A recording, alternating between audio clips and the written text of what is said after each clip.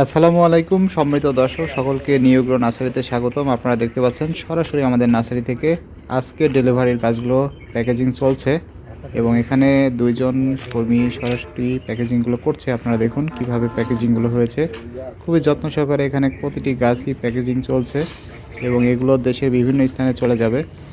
তো আমরা গাছ প্যাকেজিংয়ের সময় সবসময় যত্ন সহকারে প্রতিটি গাছই প্যাকেজিং করার চেষ্টা করি। আপনারা দেখতে পাচ্ছেন কি পেয়ারা। হ্যাঁ, তাইওয়ান পিঙ্ক।